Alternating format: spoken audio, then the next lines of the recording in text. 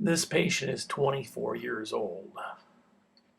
When you look at the x-rays, I'm a little bit concerned about some of the fillings that he's had, particularly in the first molar region. Because he grinds his teeth, he has a tendency to put more stress on those fillings, and it's possible there might be leakage, or perhaps there was some decay left behind when the original work was done. When we look at his teeth, you can see that one, he doesn't like going to the dentist. Two, there's a lot of tartar, and he's got gingivitis, and the gum tissue moves when we place air on the teeth. The teeth are a little bit red and swollen, and he doesn't floss or brush regularly or go to the general dentist regularly. You can see all the tartar and the wear on his teeth as well. And for 24 years, that he has quite a significant amount of wear on his teeth as well as debris. And our hope is that he's going to be able to keep his teeth for life. Great guy, very interested in what's going on, but like most people, doesn't understand how teeth, if just left to themselves, will end up causing some significant problems. There's a lower first molar that actually the filling doesn't look too bad. The lower left, number 17, third molar, you can see how there used to be some sort of a filling there, and probably got knocked out to do with the grinding that we'll see a little bit later. Grinding loosens up the fillings, and then decay gets up underneath there.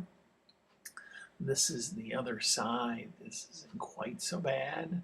On tooth number 32, there's the first molar, and I wouldn't normally say anything about it except for on the x-ray. It looks a little bit different. You see all the plaque also along the inside of the lower right. Difficult spot, a little stress fracture also on the first molar there. But you can see how the plaque is dried, and now that won't get off with a regular toothbrush no matter how hard you brush. This is the upper right third molar, which is tooth number 1. You can see how there's decay there. Probably wasn't a filling in that spot. The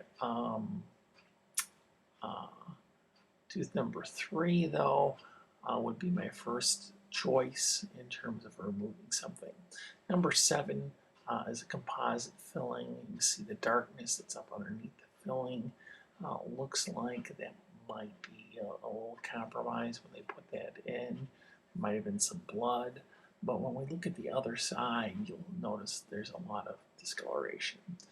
The 2 front teeth, I had a lot of wear on them as well, and you can go back and see the video a little bit and see the edges from that angle.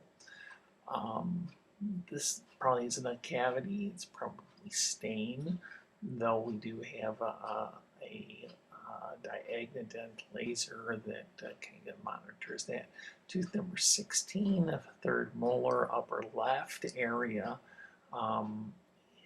Same sort of thing.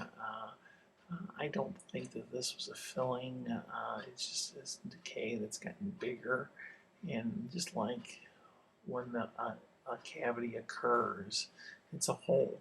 You get food caught there, and it won't come out on normal brushing, and it just sits there and percolates. That's really a pretty significant cavity. The tooth in front of it, tooth number 15, may very well have one as well. So here's a look at his front teeth. You can see his 2 front teeth. The edges are unusual. One's dipped down a little bit, and then there's like a little V-shaped notch in the other. V-shaped notch is almost always a clue that the person's grinding excessively in one or the other direction, and we'll see how that lines up. Also tooth number 7 um, also has the discoloration, and you can see the composite there.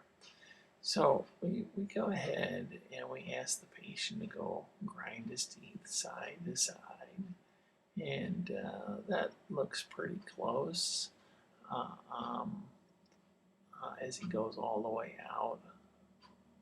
But when we ask him, he goes back to normal, and he goes all the way the other direction, and right there, you can see how it fits right into that groove. Nobody functions that way during the day. What happens is when you're sleeping, you will end up grinding your teeth in directions that you normally wouldn't see. You can see how the teeth fit just like a glove there. There's actually a stress fracture on the upper and lower that lines up.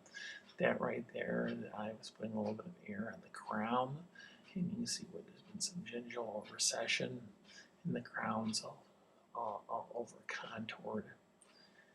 Patient, whenever you have any sort of restorations, here's the tooth number 7 that's discolored. There may be some need to evaluate the nerve as well. We go ahead and are checking the bite of the patient. We like to have the teeth hit together evenly, and the fact that there's a lot of components that cause grinding, but one of the places to start is to try and get the jaw as comfortable as possible.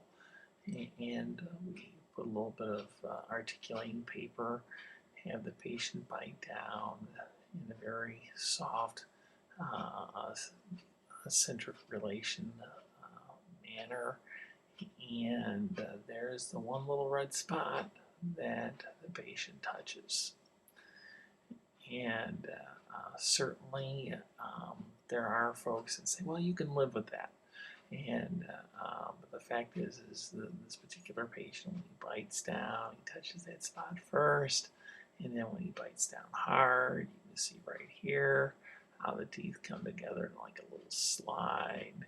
And that would be okay if he wasn't grinding it and causing such a disaster to his teeth. This is the other crown. When you look at the tips of the root, it doesn't look like the nerve is comfortable. The crown itself, you can see how it's a little bit over contoured. And then here's one of the reasons the patient came in. You can see the little papilloma or gum growth, or cheek growth actually, that he's been biting his cheek. And when he bites down, it ends up being very annoying and actually painful when he eats. That's something that would be very easily to remove, in my